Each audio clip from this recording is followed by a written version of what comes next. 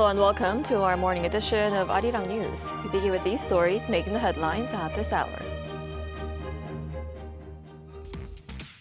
The extreme heat gripping South Korea is now spreading across the capital region.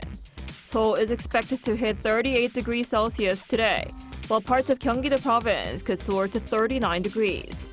The number of heat-related deaths this year has now risen to 19, and authorities are urging people to stay hydrated and avoid outdoor activities. South Korea's cabinet has approved a reform bill that would strip prosecutors of their investigative powers. This would leave prosecutors with the authority to decide whether to file charges based on evidence gathered by police or other investigative agencies, and would only be able to request additional investigations when deemed necessary. Senior U.S. officials say Washington and Tehran could reach a deal as early as Tuesday or Wednesday to reopen the Strait of Hormuz. Meanwhile, Iran insists it is negotiating with Oman and not directly with the United States. We begin this morning with a major overhaul of South Korea's criminal justice system as the cabinet approved a sweeping prosecution reform bill on Tuesday afternoon. Our Blue House correspondent Song Yoo-jin starts us off. The first step toward normalizing an abnormal criminal justice system. That's how President Lee Jae-myung described the amendment to Korea's Criminal Procedure Act approved by the cabinet on Tuesday. 수사 기소 분리는 이러한 비정상적 형사사법 시스템을 정상화하는 첫 출발입니다. The amendment strips prosecutors of their remaining direct investigative powers. It will leave prosecutors with the authority to decide whether to file charges based on evidence gathered by police or other investigative agencies. They would only be able to request additional investigations when deemed necessary. Previously, prosecutors could directly question suspects or witnesses and collect additional evidence after receiving cases from police.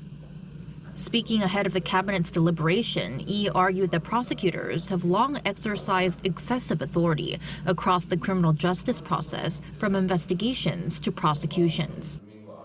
검찰 내의 일부 집단은 기소를 위해서 수사할 수 있다라는 이 권한을 무소불위로 악용하며 있는 사건을 덮거나 누군가를 정해놓고 처벌하기 위해 별건 수사, 먼지털이 표적 수사를 관행처럼 되풀이해 왔습니다. At the same time, Lee acknowledged growing concerns over concentrating investigative powers in the hands of the police, saying follow-up measures would be needed. 명백한 수사상의 비위를 저지른다 그러면 최소 해임 파면해야 되지 않냐. 제가 보기에는. 아니면 아예 영구적으로 수사는 앞으로 하지 말고 다른 일 해라.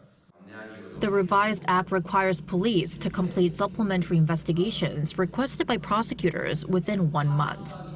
The deadline may be extended by up to 1 additional month. The investigative rules until now allowed up to 3 months, but the amendment shortens the time frame and codifies it into law.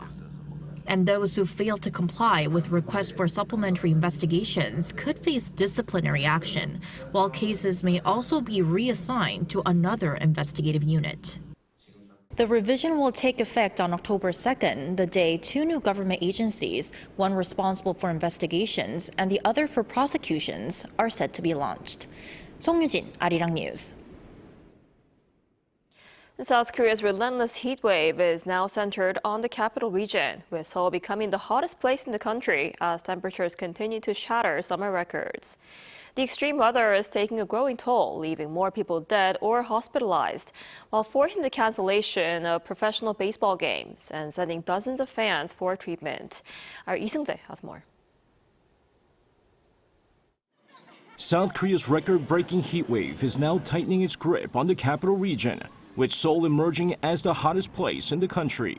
The extreme heat that first scorched the country's eastern regions has steadily spread westward, shifting the center of the heat wave towards Seoul and the surrounding metropolitan area.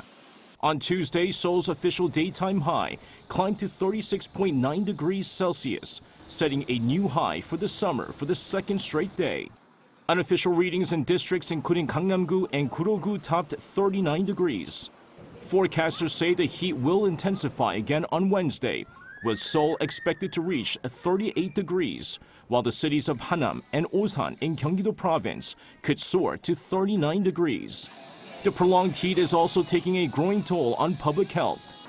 The Korea Disease Control and Prevention Agency says 2 more people died from heat-related causes on Tuesday, bringing this year's death toll to 19. The number of heat-related illnesses has now surpassed 2,200 nationwide. Health authorities reported 186 new cases in a single day, raising the cumulative total this year to 2,221. The scorching weather has also disrupted professional sports. The Korea Baseball Organization canceled 2 Tuesday evening games because of the extreme heat. The NC Dinos versus the Doosan Bears in Seoul and the KT Wiz against the Kia Tigers in Gwangju. At another KBO game between the SSG Landers and the LG Twins in Incheon, 25 spectators were treated after showing symptoms of suspected heat-related illness. 2 of them suffered serious symptoms, including a reduced level of consciousness, and were taken to a nearby hospital. With dangerous temperatures expected to continue, health officials are urging people to stay hydrated, avoid prolonged outdoor activities, and seek immediate medical attention if signs of heat-related illness appear. 이승재, Arirang News.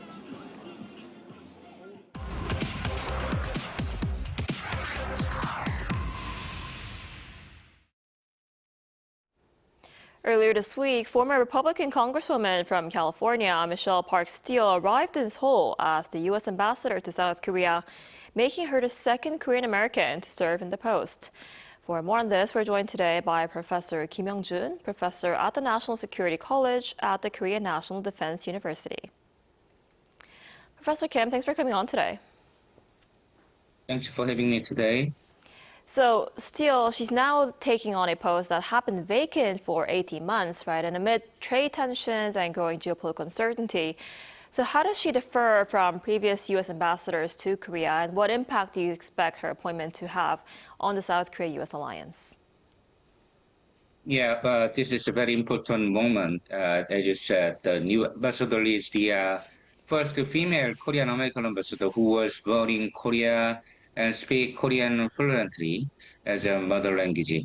And we had already Sung Kim as the first Korean American ambassador, but she is the first female ambassador, and she and her husband also and GOP member, the Republican members of the American politics, and she'll be a great bridge between the U.S. and the ROC. And she is just typical American perspective of North Korea, and we can use her as a great bridge to the White House.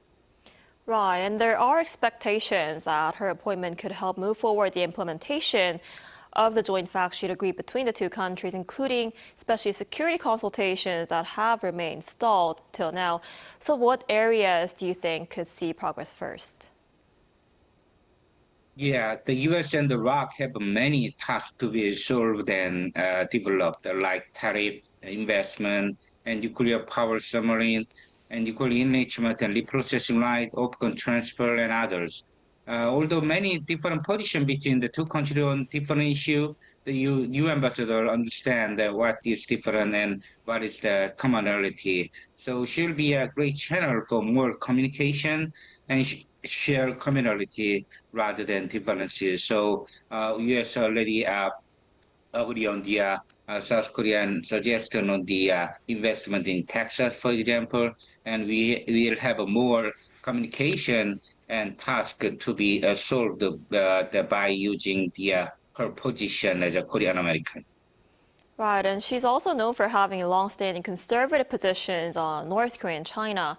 How might her position and appointment shape U.S. policy toward the Korean Peninsula and the broader Indo-Pacific region? Yeah, her perspective on North Korea and China seems like conservative in the South Korean context, but her opinion on North Korea and China is a typical normal GOP politician who is hawkish position against China and North Korea for human rights abuse, dictatorship, and others. So her position is nothing different from other American politicians. and she is not particular ultra-wing warrior in the U.S. political context. So she is used to be familiar with the Korean conservative, but this is also not particular one because that is common and usual. So as a diplomat, not as a politician, the new ambassador will do her job with a different idea and philosophy, and she'll be a great diplomat between the U.S. and the Korea. And her position is not very much conservative in the U.S. context, so we need to understand what her policy and idea on North Korea as a politician, but her job as a diplomat now. Right, and her appointment has drawn mixed reactions here in South Korea. Conservative supporters view her close ties with President Donald Trump as an asset, while progressive civic groups staged a protest when she arrived in Incheon Airport.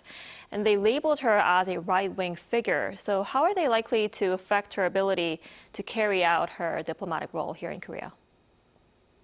Yeah, before her coming, some Korean politicians and experts criticized her position on North Korea and China as well. But her position is very normal in the GOP politics and other American politicians. So we need to understand U.S. context, not South Korean context on North Korea. So her appointment as a diplomat is a Trump position on Korea as a Korean American. There's more communication and more smooth bridge between the two countries, not as a particular ultra-wing politics on North Korea. So still, appointment is a great opportunity for South Korea. As a Korean American, she understands Korean culture and the sense of a political issue. So we can use her position to more better communication to the White House. Right, we'll have to see how that goes. All right, Professor Kim, thank you so much for coming on today. We appreciate it. Thank you very much.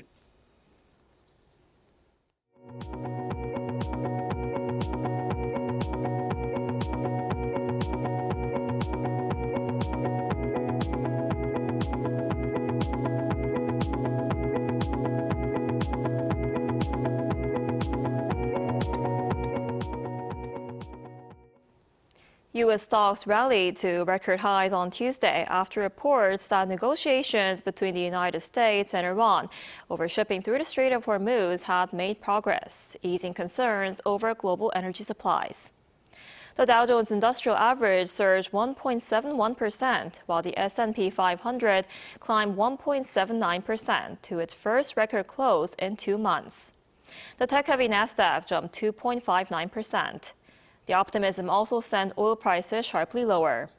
Brent crude for October delivery fell 5.3% to settle at $79.36 a barrel on the ICE Futures Exchange, while the West Texas Intermediate crude for September delivery dropped 5.7% to close at $75.70 a barrel on the New York Mercantile Exchange.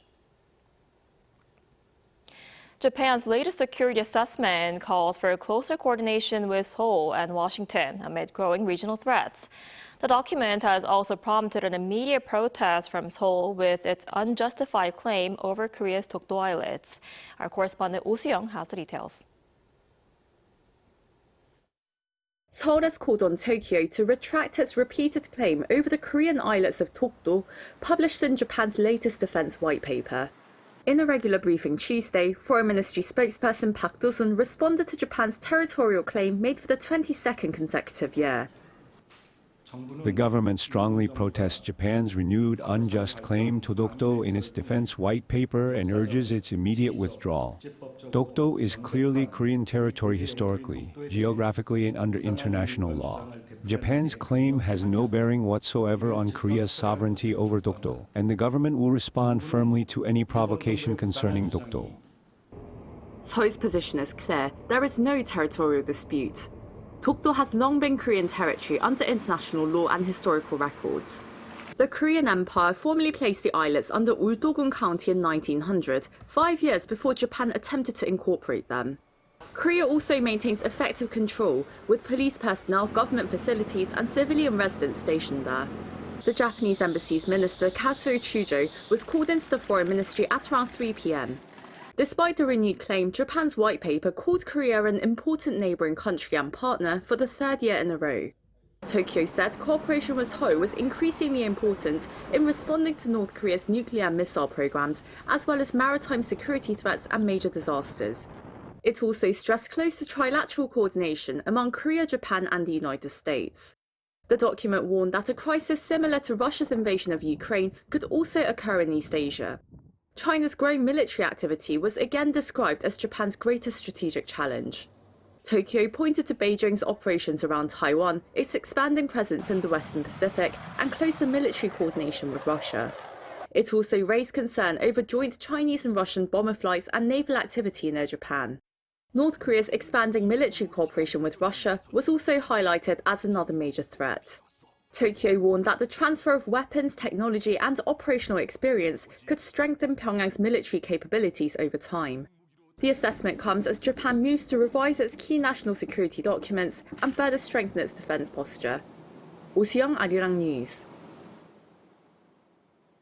North Korean leader Kim Jong-un's sister, Kim Yo-jong, says Pyongyang will drop additional military options in response to Japan's expanding strike capabilities. In a statement carried by state media on Wednesday, Kim Yo-jong cited Japan's participation in U.S.-led drills in the Philippines and its first live launch of a Tomahawk cruise missile on July 28th. She accused Japan of restructuring its forces for preemptive attacks and overseas operations. Tokyo signed a deal with Washington in 2024 to acquire 400 Tomahawk missiles between 2025 and 2027. The missiles have a range of up to 2,500 kilometers. Kim claimed the test involved a weapon capable of reaching North Korea and blamed the United States for enabling it.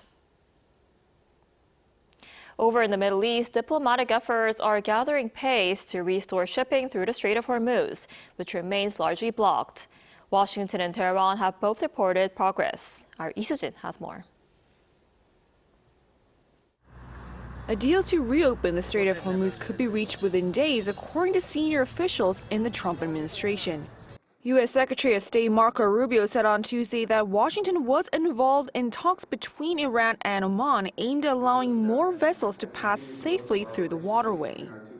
I think that there's a conversation and negotiation that we are involved in between Oman and Iran on how more ships can be able to go through there safely in the short term as we move towards these longer term talks about denuclearization. And suffice it to say there's been progress made in those talks, but not finality yet. We're hoping that will happen very shortly. While Rubio was cautious to stress no final agreement had yet been reached, U.S. Treasury Secretary Scott Bessent was more optimistic. Bessent said an agreement could come as early as Tuesday or Wednesday to allow vessels to travel freely through the strait. But he did not directly answer whether Iran would be permitted to charge ships for passage. Tehran, meanwhile, maintains that it is negotiating with Oman, not directly with the United States. Iranian Foreign Ministry spokesperson Ismail Baghai described those talks as positive and ongoing. He said on Tuesday that they were focused on creating safe shipping lanes while protecting the sovereignty and national security of both Iran and Oman. The strait remains largely blocked following the outbreak of the U.S.-Israeli war with Iran in late February. Lee Soo-jin, Arirang News.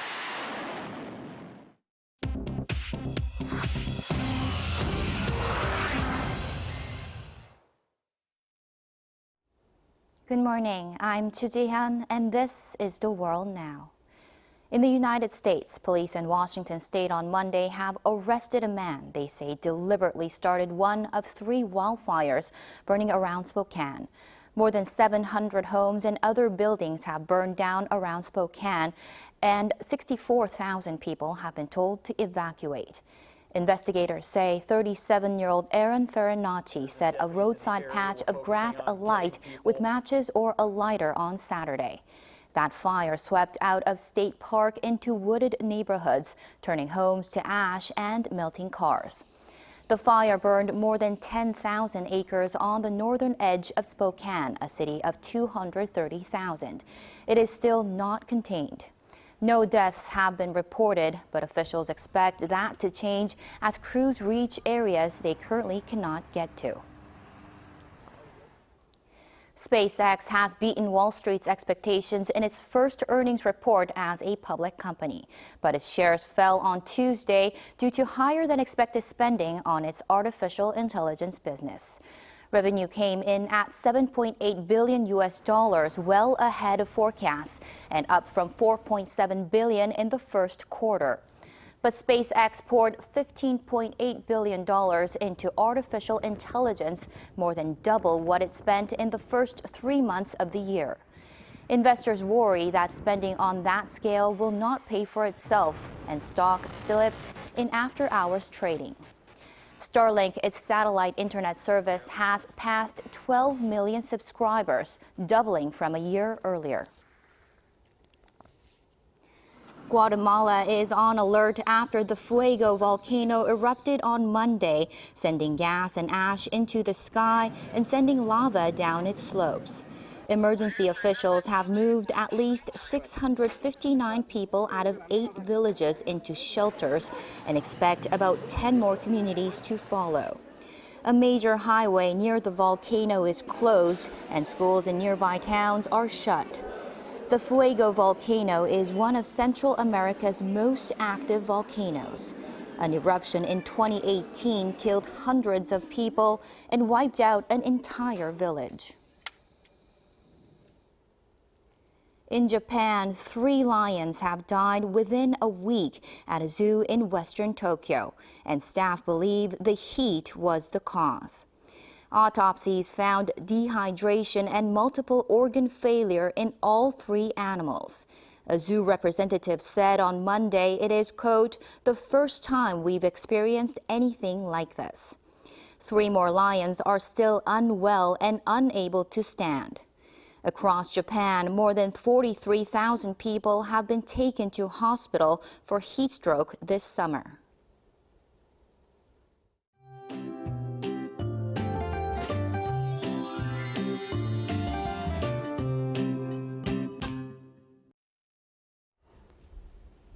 Just saying it's hot outside would be an understatement. We're tracking extreme blistering heat focused on the western regions this week. So we can feel the pain of how people in eastern regions must have felt last week. Please stay hydrated and limit outdoor activities. We're talking about life-threatening heat right now. And not only during the daytime, Korea is enduring one of its worst stretches of tropical nights on record. And there could be passing showers of 5 to 40 millimeters for the capital area and Jeollado provinces during the day today. It's not going to help much to relieve the heat, as it will only make things muggier. Meanwhile, Jeju Island could see 5 to 20 millimeters of showers through tomorrow. But until that showers, sunshine will bake much of Korea with a high of 38 degrees Celsius here in the capital and Gwangju. Daejeon makes it to 37 degrees. Daegu will be topping out at 36 degrees Celsius. Unbearable heat will stay with us for a while, so please take it easy and take care in this extreme heat.